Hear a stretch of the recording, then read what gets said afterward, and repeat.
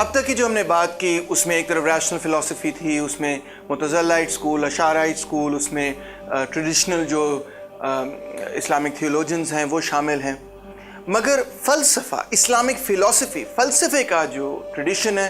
وہ در حقیقت 8ویں صدی میں جا کے شروع ہوتا ہے، اور اس کے جو پہلے استاد ہیں وہ الکندی ہیں، یعنی ہی از دا فادر آف اسلامک فلسفی۔ اس کی وجہ کیا ہے کہ یہ 8ویں صدی میں ہی جا کر کیوں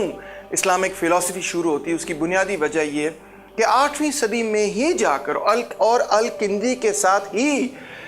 وہ تمام جو گریک ورکس تھے ان کا ترجمہ شروع ہوتا ہے، اور جب ان کا عربی میں ترجمہ شروع ہوتا ہے تو اس سے جو لوگ متاثر ہیں، گریک فلسفی سے جو لوگ متاثر ہیں، وہ اپنے آپ کو پہلی دفعہ فلاسفرز کہتے ہیں، اور ان کے جو خیالات ہیں ان خیالات کو بنیادی طور پہ فلسفہ کہا جاتا ہے۔ یہ جو لفظ ہے فلسفہ، یہ بنیادی طور پہ وہی فلوسوفیا جو کہ گریک ورڈ تھا اس کا عرب ورژن ہے، کہ فلسفہ جو ہے وہ بیسیکلی فلسفی ہی ہے۔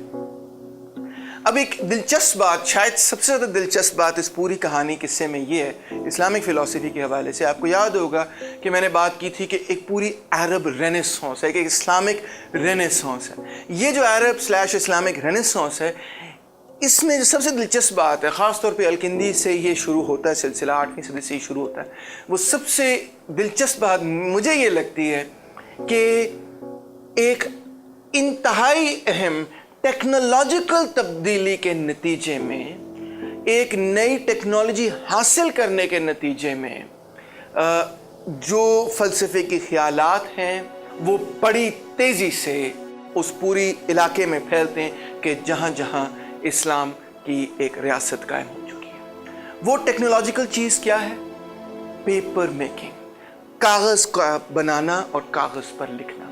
اس سے پہلے جو فلسفی ہو رہی تھی، جو گریس میں اور روم میں جو کچھ لکھا جا رہا تھا وہ پارچمنٹ پہ لکھا جاتا تھا، پیپر پہ نہیں لکھا جاتا تھا۔ پیپر کی بنیادی ایجاد جو ہے وہ چائنیز نے کی، اور آہستہ آہستہ تقریباً 751 AD میں سمرقند کے ذریعے وہ مڈل ایسٹ تک یہ ایجاد جو ہے وہ پہنچی،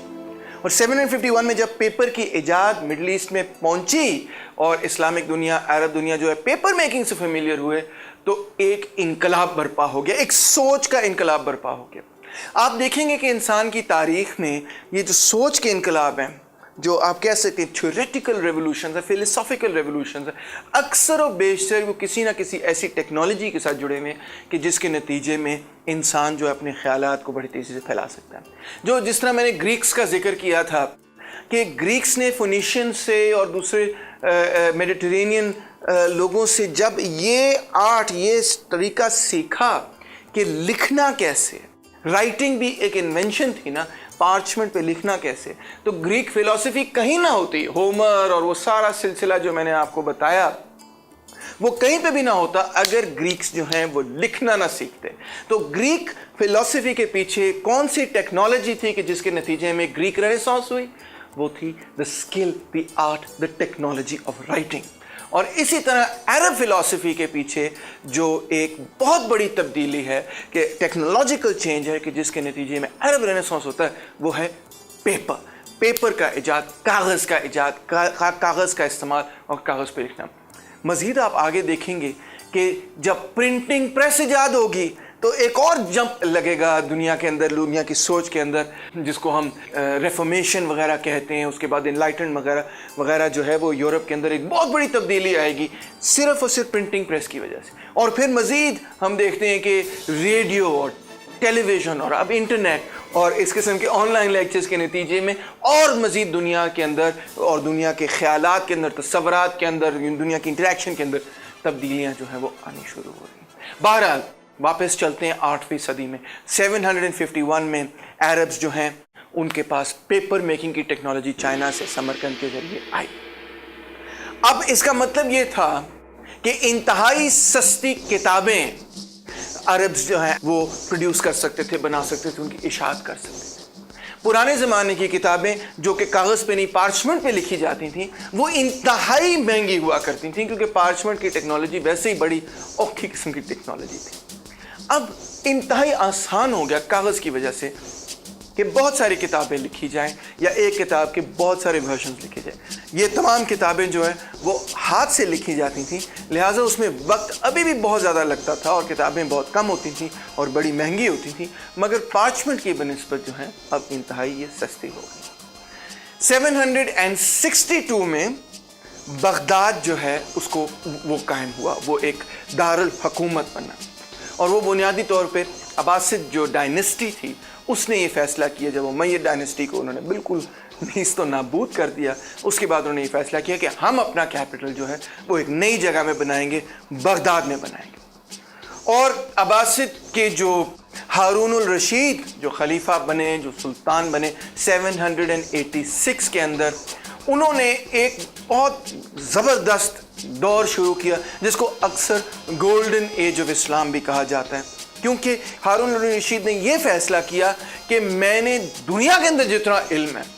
دنیا کے اندر جتنی ٹیکنالوجی ہے، جتنی آرٹس ہیں، سائنسز ہیں، جو بھی ہے، ان کا میں نے ترجمہ جو ہے عربی میں کروانا ہے، تاکہ عرب جو قوم ہے، جو لوگ ہیں، وہ دنیا کے اندر جو علم ہے اس سے مستفید ہو سکیں. لہٰذا انہوں نے ہر طرف سے کتابیں منگوانی شروع کی اور ایسے ادارے قائم کیے، باقاعدہ ریاست نے ایسے ادارے قائم کیے کہ جن کا صرف اور صرف ایک مقصد تھا، اور وہ یہ مقصد تھا کہ وہ کتابیں حاصل کریں، کتابیں حاصل کرنے کے بعد ان کا عربی میں ترجمہ کریں، عربی میں ترجمہ کرنے کے بعد ان کی اشاعت کریں، اور خاص طور پہ جو پڑھا لکھا طبقہ ہے اس کے اندر وہ کتابیں پہنچائیں، لوگ علم حاصل کریں. یہ جو رینیسانس ہوئی ہارون الرشید اور ان کے بعد مامون الرشید کی وجہ سے، اسی کے نتیجے میں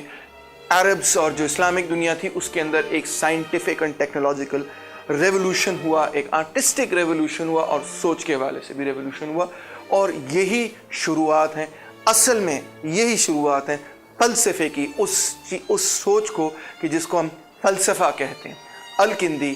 از the father of philosophy.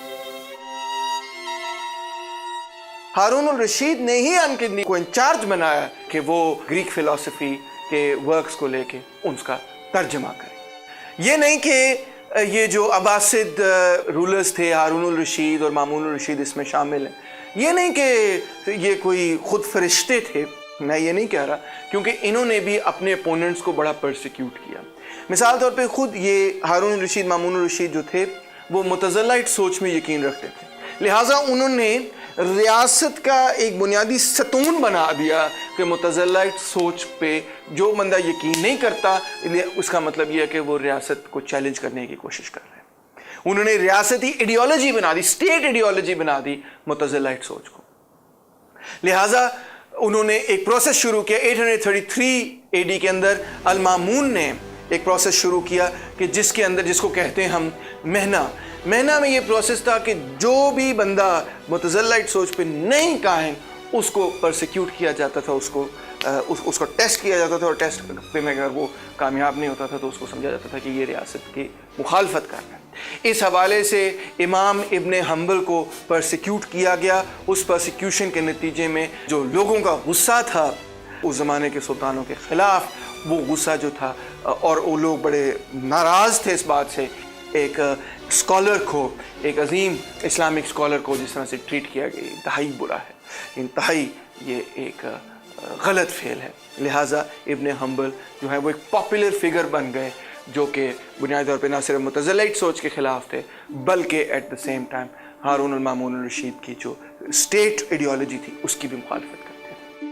بہرحال اس سلسلے کے حوالے سے ہم دوبارہ بات کریں گے. فی الحال میں ٹرانسلیٹرز کے بارے میں بات کرنا چاہتا ہوں. اب جو گریک فلسفی تھی، گریک زبان کے اندر جو کچھ ایرسٹوٹل اور پلیٹو اور اتنے سارے اور مختلف لوگوں نے لکھا، وہ بائزنٹین ایمپائر کے اندر، کیونکہ بائزنٹین ایمپائر کا جو حکمران طبقہ تھا وہ خود گریک بولتے تھے، تو بائزنٹین ایمپائر کے اندر وہ پریزرو تھا. اور جو سیریا، جو کہ ایک زمانے میں بائزنٹین ایمپائر کا حصہ بھی تھا، تو سیریا کے اندر ایسے بہت سارے لوگ تھے، انہوں نے گریک سے اس کا سیریاک کے اندر ترجمہ کر دیا تھا. سیریاک سے پھر اس کا گریک فلسفی کا ترجمہ جو ہے وہ عربی کے اندر ہوا. اور اس میں دلچسپ بات یہ ہے کہ اس میں کرسچنز نے بھی ایک اہم کردار ادا کیا. یحییٰ ابن عدی نے مثال کے طور پہ ایک بڑا اہم کردار ادا کیا. اس میں جوز نے بھی اہم کردار ادا کیا کہ انہوں نے بھی ان خیالات کو عربی کے اندر ان کا ترجمہ کرنا شروع کیا. تو وہ ایک ایسا زمانہ تھا کہ جب اسلام اتنا ٹالرنٹ تھا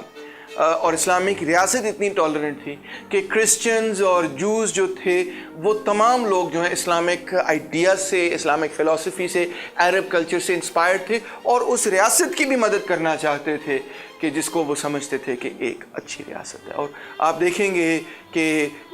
کئی جوئش فلاسفرز ہیں، کئی کرسچن فلاسفرز اس پیریڈ کے ہیں کہ جو کہ اسلامک فلسفی سے بڑے ڈیپلی انسپائرڈ ہیں. ان پہ بڑا گہرا اثر نظر آتا ہے اسلامک فلاسفرز کا اور اسلامک فلسفی کا.